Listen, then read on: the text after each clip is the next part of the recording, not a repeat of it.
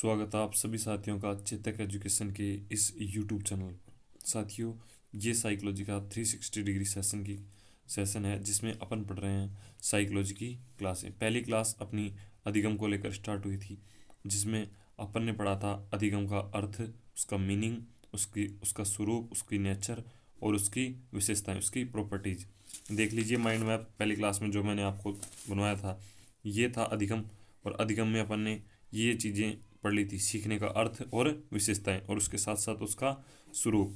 अब आज अपन दूसरा टॉपिक शुरू करने जा रहे हैं, अधिगम के प्रतिमान, पैराडाइम्स ऑफ लर्निंग। और उसमें से विभिन्न प्रकार के सिद्धांत देखेंगे, उन सिद्धांतों में क्या क्या प्रयोग हुए वो देखेंगे और क्या उनका शैक्षिक महत्व है, क्या उनकी एजुकेशन यूटिलिटी है, ये भी देखेंगे। तो पहला जो सिद्धांत है ये है थॉर्नडाइक का प्रयत्न एवं भूल का सिद्धांत। तो यही सिद्धांत आज अपन पढ़ने जा रहे हैं, आप अच्छे से देखते रहिएगा। थॉर्नडाइक का प्रयत्न एवं भूल का सिद्धांत, इस सिद्धांत को अपन इस लगभग 2 से 3 पार्ट में करेंगे और इसका 360 डिग्री एनालिसिस करेंगे, जिसके बाद आपको कुछ भी एक्स्ट्रा पढ़ने की ज़रूरत नहीं है और आप सारे क्वेश्चन सोल्व कर सकें। तो चलते हैं थॉर्नडाइक का प्रयत्न एवं भूल सिद्धांत, trial and error theory of Thorndike.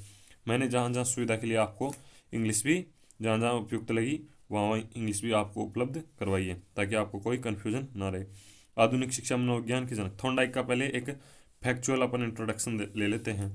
Thorndike आधुनिक शिक्षा मनोविज्ञान के जनक हैं। उनकी बुक का नाम एजुकेशनल साइकोलॉजी है और उनके पीएचडी शोध का नाम एनिमल इंटेलिजेंस है। ये तो थी फैक्चुअल बातें।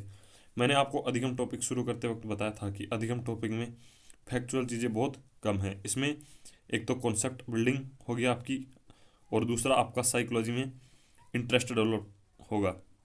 क्यों? क्योंकि इसमें विभिन्न सारे प्रयोग हैं। तो थॉर्नडाइक का सिद्धांत पढ़ेंगे, उसके लिए उसका सबसे पहले प्रयोग पढ़ते हैं और फिर उसका एनालिसिस करते हैं कि क्यों थॉर्नडाइक के सिद्धांत का नाम यही है और क्या इसका प्रयोग है। तो सबसे पहले प्रयोग देखते हैं, थॉर्नडाइक का बिल्ली पर प्रयोग।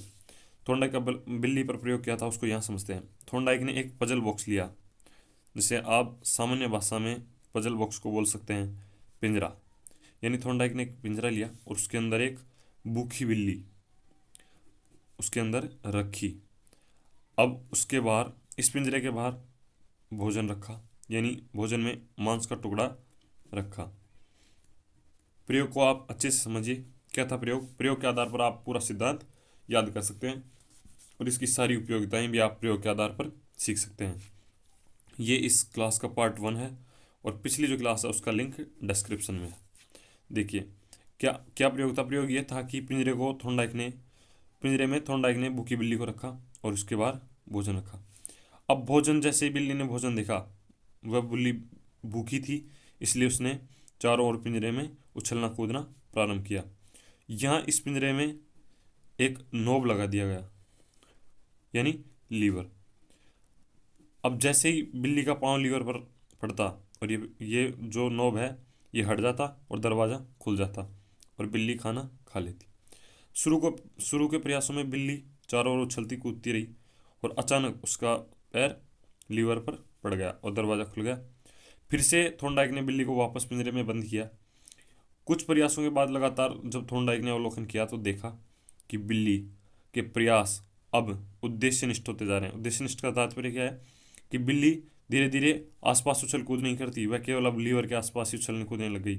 और एक स्थिति ऐसी आई जब बिल्ली डायरेक्ट लीवर को दबाना सीख गई और खाना खाना सीख गई। तो ये था थॉर्नडाइक का बिल्ली पर प्रयोग कि लगातार प्रयास और त्रुटि की।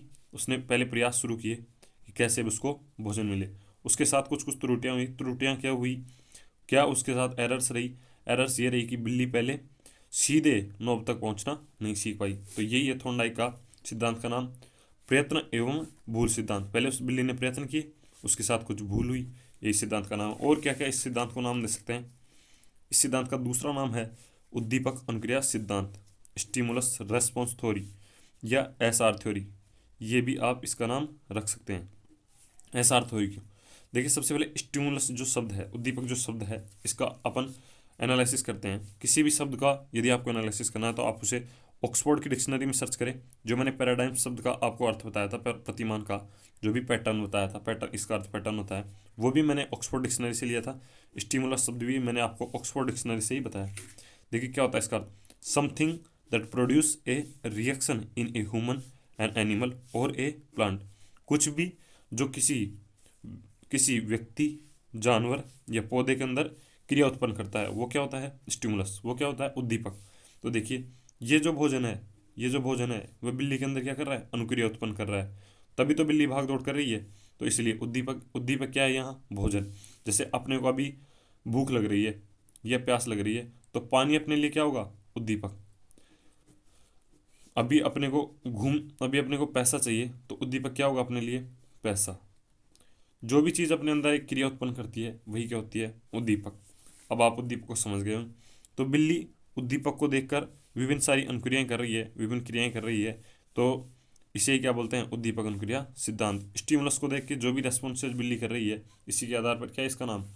उद्दीपक अनुक्रिया सिद्धांत, और शॉर्ट में एसआर थ्योरी। आप इसका नाम समझ गए होंगे। दो जो शब्द हैं ये इस सिद्धांत में प्रमुख हैं। इन चीज़ों को आपको कोई भी कवर नहीं करवाएगा, लेकिन सीधे आपको पूछ सकता है कि थॉर्नडाइक संबंधित हैं, फिर आपसे ऑप्शन देगा संबंधवाद, सूझ सिद्धांत, और जितने भी प्रकार के सामाजिक अनुबंधन या सामाजिक अधिगम सिद्धांत, कुछ भी इस प्रकार से प्रश्न देगा और उनके ऑप्शन डाल देगा और फिर आपसे प्रश्न पूछ सकता है। तो ये दो जो शब्द हैं ये आपस में समानार्थी हैं। क्या है इनके मतलब? साचर्यवाद, एसोसिएशनिज्म, और दूसरा है संबंधवाद, कनेक्शनिज्म। इसका मतलब है उद्दीपक और अनुक्रिया के मध्य जो संबंध होता है उसे क्या बोलते हैं? संबंधवाद। उद्दीपक और अनुक्रिया के मध्य संबंध। बिल्ली के लगातार प्रयासों के बाद जो उद्दीपक था भोजन, और जो उसकी अनुक्रिया थी लीवर को दबाना, इस भोजन और लीवर को दबाने के बीच में बिल्ली ने एक संबंध स्थापित कर लिया। इसी को क्या बोलते हैं? संबंधवाद या साचर्यवाद।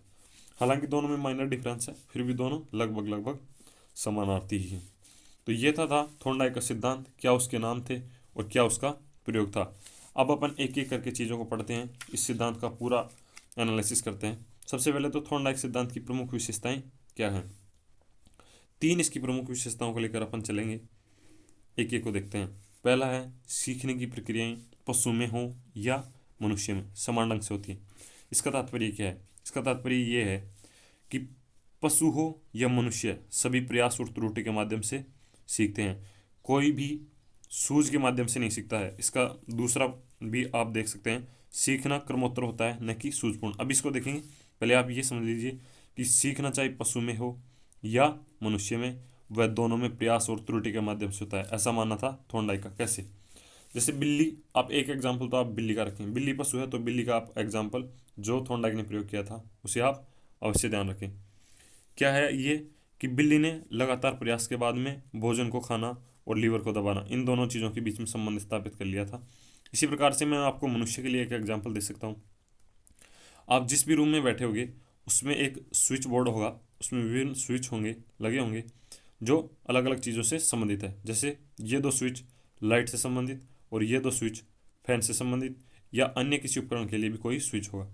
अब मैं आपको रैंडमली ये बोलूँ कि आप नहीं जानते कि स्विच लाइट से संबंधित है या पंखे से। मैं आपको रैंडमली ये बोलूँ कि आप इस लाइट के स्विच को ऑन करो, तो आप क्या करेंगे? आप हो सकता है ये स्विच प्रेस करें, ये स्विच प्रेस करें, ये करें या ये करें। आप लगातार प्रयास करेंगे, उनमें से सबसे पहले आपके सामने कुछ त्रुटियां होंगी और फिर आप सही अनुक्रिया करेंगे। लेकिन यदि मैं आपको 2-3 दिन तक लगातार बोलता रहूं, तो आप उसके बाद में ये सीख चुके होंगे कि हाँ, लाइट का स्विच ये है और लाइट को ऑन करने के लिए इस स्विच को प्रेस करना होगा। तो इसी प्रकार से आपने शुरू में त्रुटियां की और उसके बाद में आपने एक सही रेस्पॉन्स सीख लिया, तो उद्दीपक और अनुक्रिया के मध्य आपने संबंध स्थापित कर लिया और इस प्रकार आपका सीखना घटित हुआ। सेम मनुष्य में भी ऐसे ही प्रयास और त्रुटि के माध्यम से सीखना, और सेम जानवर में भी ऐसे ही प्रयास और त्रुटि के माध्यम से सीखना। यही क्या कहते हैं, इस सिद्धांत की पहली विशेषता यही है कि सीखने की प्रक्रियाएं पशु में हो या मनुष्य में समान ढंग से होती हैं। दूसरी विशेषता क्या है? सीखना क्रमोत्तर होता है न कि सूझपूर्ण। सबसे पहले तो आप ये समझ लीजिए कि सूझपूर्ण सीखना कैसे होता है। सूझपूर्ण सीखना ऐसे होता है, जैसे मैं आपको जो सूझपूर्ण सिद्धांत है उसी का एक एग्जाम्पल देता हूँ। उसमें क्या है, ये एक रूम है, इसके अंदर 2-3 छड़ियाँ पड़ी हुई हैं और ऊपर केले लटक रहे हैं, केले। इसके अंदर एक चिंपांजी है। अब चिंपांजी भूखा है, उसे वह केले खाना चाहता है। शुरू में चिंपांजी कुछ भी नहीं सोच पाता है और अचानक से उसके दिमाग में आता है कि यदि वह इन दोनों छड़ियों को जोड़ दे तो वह केले आसानी से प्राप्त कर सकता है। अचानक से समस्या का समाधान मिलना, यही क्या है? सूझ। तो ये तो है सूझपूर्ण सिद्धांत। अब थॉर्नडाइक कहते हैं कि सीखना सूझपूर्ण नहीं है, सीखना क्या है? क्रमोत्तर। क्रमोत्तर कैसे? थॉर्नडाइक ये मानते हैं कि सीखना ऐसे नहीं होता अचानक, सीखना होता है धीरे धीरे। सबसे पहले वो जो चिंपांजी है वह इन छड़ियों को आपस में उठाएगा, पटकेगा, केले लेने के प्रयास करेगा, लेकिन जब वह फेल होता रहेगा तो वह धीरे धीरे सीखता रहेगा कि नहीं, ये रास्ता सही नहीं है, तो फिर वह सही रास्ते की ओर बढ़ता जाएगा और अंत में वह दोनों छड़ियों को जोड़ना सीख जाएगा और केले प्राप्त कर लेगा। तो इस प्रकार से सीखना क्रमोत्तर होता है। किसके अनुसार? थॉर्नडाइक के अनुसार। तो सूझपूर्ण नहीं होता है। सूझपूर्ण को इंग्लिश में बोलते हैं इंसाइटफुल। इंसाइटफुल। तीसरी जो इसकी विशेषता है इस सिद्धांत की, प्रयास और त्रुटि के सिद्धांत की, वो ये है, सीखने में चिंतन या विवेचन का स्थान नहीं होता है। सीखने में थिंकिंग की कोई वैल्यू नहीं है, इसकी कोई इंपॉर्टेंस नहीं है। सीखना केवल किससे होता है? प्रयास और त्रुटि के माध्यम से। इसमें दिमाग का, इस चिंतन का कोई योगदान नहीं है। यह मानना था थॉर्नडाइक का, और यही इस सिद्धांत की प्रमुख कमी भी थी। तो ये तो इस सिद्धांत की विशेषताएं, ये इस सिद्धांत का प्रयोग, ये सिद्धांत के नाम, और ये थे थॉर्नडाइक का परिचय। अब और क्या क्या है इस सिद्धांत में जो अपन कल की क्लास में देखेंगे। इस सिद्धांत के प्रमुख नियमों में अपन देखेंगे 3 नियम तो इसके प्रमुख हैं इस सिद्धांत के नियमों में, और 5 इसके सहायक नियम हैं। इनमें से एक प्रश्न सामान्यतः परीक्षा में पूछा जा सकता है। तो इन नियमों को अपन कल की क्लास में पढ़ेंगे। मैं इनके नाम पढ़ देता हूँ। पहला है तत्परता का नियम, दूसरा है अभ्यास का नियम, और तीसरा है प्रभाव का नियम। ये तो हैं प्रमुख नियम, मेजर लॉज। और 5 इसके गौण नियम हैं या सहायक नियम हैं। बहुन क्रिया का नियम, मनोवृत्ति का नियम, सादृश्यता का नियम, साचार्यात्मक स्थानांतरण का नियम, प्रिंसिपल ऑफ एसोसिएट शिफ्टिंग, और तीसरा है, 5वां है तत्व प्रबलता का नियम। इस क्लास की पीडीएफ प्राप्त करने के लिए मैं आपको इन्फॉर्मेशन दे देता हूँ। आप हमारे टेलीग्राम चैनल चेतक एजुकेशन को ज्वाइन कर सकते हैं, जिसका लिंक डिस्क्रिप्शन बॉक्स में है। और दूसरा, क्विज के लिए भी एक टेलीग्राम चैनल का लिंक है, जिसमें आपको टेस्ट और क्विज के नोटिफिकेशन प्राप्त होंगे। आज की क्लास को देखने के लिए आपका बहुत बहुत धन्यवाद।